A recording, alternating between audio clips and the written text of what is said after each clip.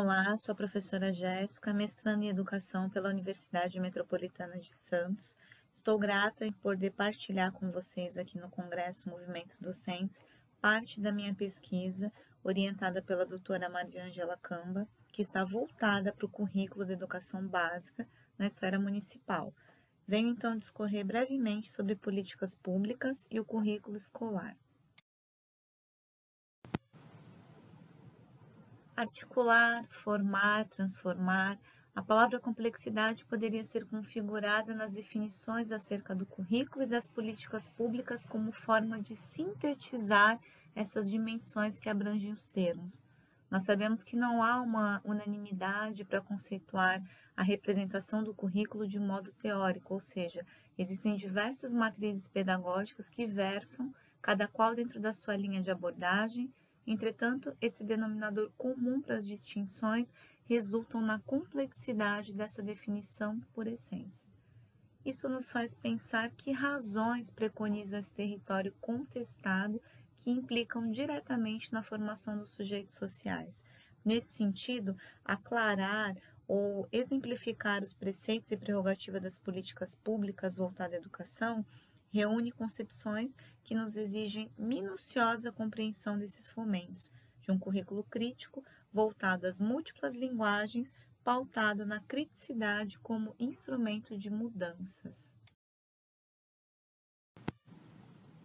As deliberações escolares comumente nos levam a constatar que as políticas internas e externas voltadas a essa construção e que desenham, de certa forma, a identidade de um cenário educativo, seguem consolidando modelos dentro das comunidades escolares, os quais são apresentados sem que haja discussão entre os atores que são afetados por essa logística, a comunidade escolar, os docentes, os discentes, e geralmente são organizadas reuniões para expor um modelo pré-estabelecido que não contempla as reais necessidades dessa comunidade ou que não exprimem adequadamente todas as demandas necessárias. Um currículo é moldado de acordo com seu período social, carrega as especificidades temporais do seu contexto instituído. Contudo, nós observamos que a marca dominante voltada ao capitalismo ainda impera, o que nos faz pensar que não há discussões como se deveria. Possivelmente este seja um dos maiores espaços ideológicos nos quais os fomentos são cuidadosamente imbricados, gerando as alienações na manutenção do chamado status quo. Freire nos diz que quando vivemos a autenticidade exigida pela prática de ensinar e aprender, participamos de uma experiência total, diretiva, política, ideológica, gnoseológica, pedagógica, estética e ética, em que a boniteza deve achar-se de mãos dadas com a decência e com a seriedade. Isso nos remete às políticas e ao currículo.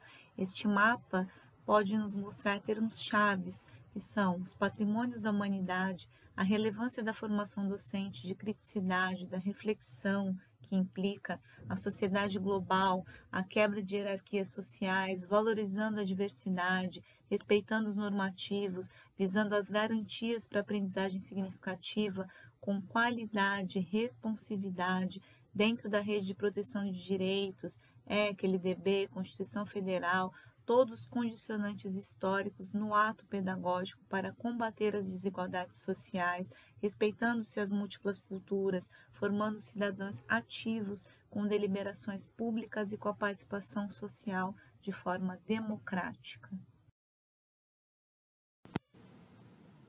E essas disposições passam pela construção de um currículo pensado, discutido e dialogado, não engessado. Essas rupturas são absolutamente necessárias no tocante à mudança de tais paradigmas. São acordos que são feitos e firmados sem a prévia consulta popular, sem ouvir os docentes, reforçando a cultura paternalista social que distorce as atenções para essas articulações, quando nós deveríamos, na verdade, ampliar as pautas abertas, valorando assim os diálogos entre escolas e comunidades para a deliberação dessas políticas públicas tão necessárias, especialmente no cenário pandêmico que nos assola.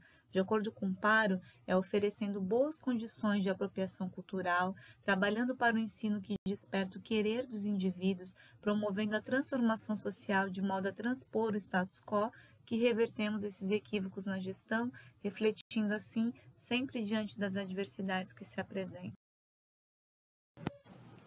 E na junção dessas rupturas mais urgentes, nós temos, dentro das políticas públicas e do próprio currículo, os entraves para os letramentos, os descompassos históricos, as coerções de pertencimentos, dogmas religiosos, sendo a escola um dos aparelhos ideológicos do Estado, a quebra para as invisibilidades e maior efetividade das políticas públicas voltadas à educação.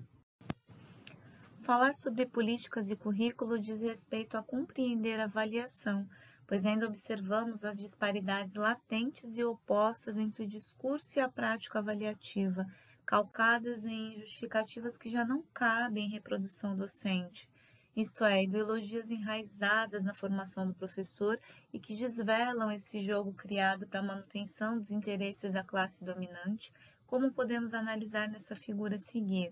Campos discursivos e ideológicos, a persuasão que impera entre os interesses e conflitos no currículo e nas efetivações das políticas, o que gera em torno do capitalismo, PPP, currículo escolar, avaliação tradicional, que implica a não legitimidade das diversidades socioculturais. Como exemplo, eu trago a recente aprovação do Fundeb e suas disposições legais, considerando todos os impactos e a efetividade da implantação dessas políticas. A prudência na disposição dos recursos públicos nos remete a avaliar a eficiência de tais políticas, sempre angariando estudos locais que possam contribuir para o rigor no cumprimento dessas destinações.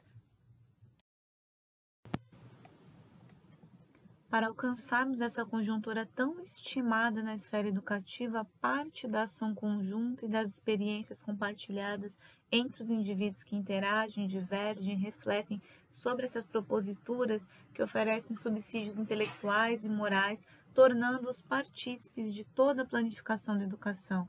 Precisamos quebrar as molduras e recriar os. E a metáfora aqui sugerida como quebra da moldura representa a união das pessoas para fiscalizar as ações, romper as manipulações políticas que fazem de seu jogo de interesses próprios a elevação da falta de democracia real, não a verbalizada. Polarizações à parte, nossa presença em tais debates deve ser cada vez maior. A participação, segundo Teixeira, significa fazer parte, tomar parte, ser parte. E aqui alguns termos chaves que sintetizam a relevância em acompanharmos essas premissas públicas e a nossa responsabilidade na luta para esses fomentos. A ecologia da ação, trabalhando a realidade, as ilusões, as oportunidades e riscos, dentre as incertezas e imprevisibilidades que nos acometem ao longo da efetivação de políticas dentro do currículo escolar. Como encerramento, gostaria de deixar a citação reflexiva de Sérgio Vaz, que nos diz: enquanto eles capitalizam a realidade, eu socializo os meus sonhos. Muito obrigada.